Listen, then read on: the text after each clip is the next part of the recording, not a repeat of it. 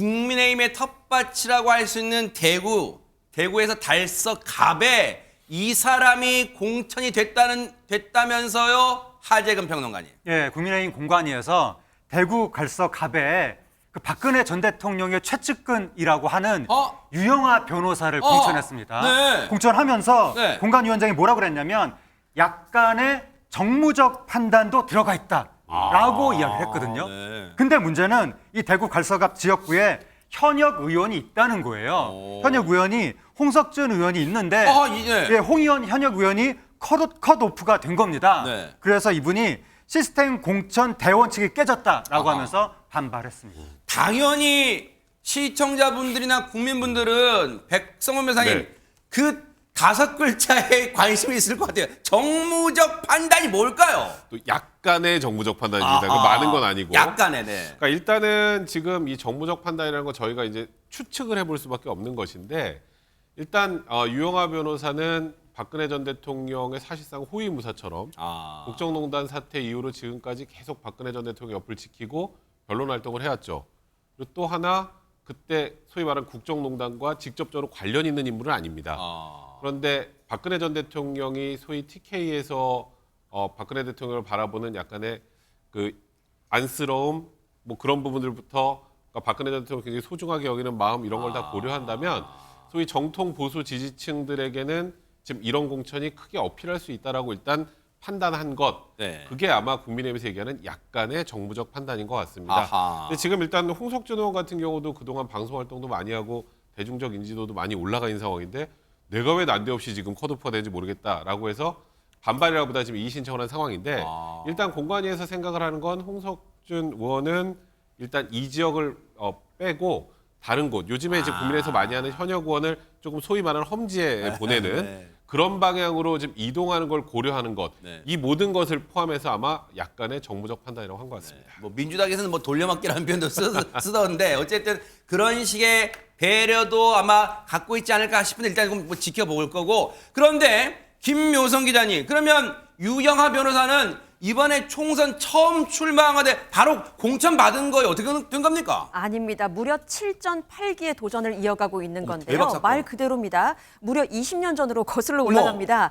유영하 변호사가 처음으로 정계 진출을 도전한 것은요. 2004년입니다. 대박. 17대 총선이에요. 지금 표도 한가득 어머, 있죠. 진짜예요? 어머. 네, 2004년 17대 그리고 18대 19대 총선까지 당시 한나라당 후보로 경기 군포에 출마를 했지만 이렇게 차례로 낙선을 합니다. 연거푸 3번 낙선을 합니다. 그리고는 박근혜 전 대통령의 재임 기간이었던 2016년에도 총선에 나가게 되는데 그때는 새누리당이었잖아요. 새누리당의 텃밭이라고 할 수 있는 서울 송파을에 단수 공천을 받았습니다. 근데 이 단수 공천에 있어서 여러 곳에서 참 많은 반발이 있었죠. 그러면서 이른바 김무성 대표의 옥새 투쟁, 옥새 들고 저 멀리 가셨다라고 해가지고 옥새 들고 나르샤. 네, 맞습니다. 그래서 출마를 포기할 수밖에 없었고요. 네. 이후에 2020년, 그러니까 21대 총선에도 나가는데 이때는 또 울림을 주었던 어떤 배경이 있습니다. 왜냐하면 박 전 대통령이 보수의 결집을 호소하는 내용의 옥중 메시지를 발표하거든요. 그러니까 유영하 변호사가 미래통합당의 위성정당이라고 할 수 있는 미래한국당의 비례대표로 공천을 신청하지만 여기서 다시 한번 고배를 맞습니다. 그리고 2022년 또 왔습니다. 이번에는 지방선거 도전입니다. 지방선거에서는 대구시장에 출마를 선언하지만 여기서는 경선에서 또 탈락을 했어요. 같은 해 5월은요. 홍준표 의원이 이제 대구시장이 되면서 그 자리가 비잖아요. 네. 대구 수성을의 보궐선거가 있었는데 여기서는 컷오프가 됐습니다. 그리고 이번에 정말 보수의 심장, 보수의 텃밭이라고 할 수 있는 대구에서 단수 공천을 받게 되면서 8번째 선거에 도전하게 됩니다. 야, 이거 얘기 듣고 보니까요. 유영하 변호사 개인의 정치사만 놓고 보면 4글자네요. 파란만장했어요. 그런데 보수의 심장이라 할 수 있는 대구 지역에 지금 공천을 받은 거요. 유영하 변호사에겐 누가 뭐라 해도 든든한 지원군이 있을 수밖에 없지 않을까요? 바로 영상 보시고 이어가 보도록 하겠습니다. 돌아보면은 제가 대통령 모신 지가 한 20년이 되었습니다. 때로는 좀 멀리서, 그런 때로는 아주 가까이 있어. 죄송합니다. 요즘 그 목이 자주 메이시는 것 같아요. 그동안 하도 기막힌 일들이 많아가지고 이제 저는 그 정치 일선은 떠났고 또 정치를 다시 하지는 않을 겁니다. 근데 물론 제가 재임 중에 하지 못했던 일에 대한 아쉬움은 있고 누군가가 이제 그것을 해줬으면 하는 그런 바람은 있습니다. 백성문 변호사님. 네.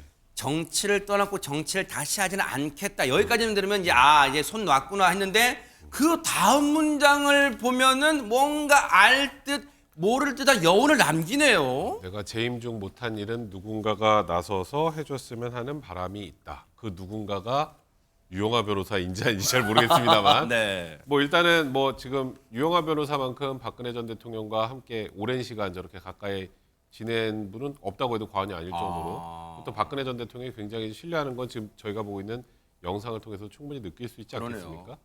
그러니까 박근혜 전 대통령이 이번 총선에 뭐 국민의힘을 위해서 뭐 지원 유세 나선다거나 이런 일은 없을 것 같아요. 그런 건 없을 것 같은데 다만 뭐 유영하 변호사가 뭐 시장을 돌 때 한번 잠깐 같이 나오신다거나 인사차 그런 정도로 해서 유영하 변호사에게 어떤 식으로든지 좀 힘을 주시려고 하지 않으실까?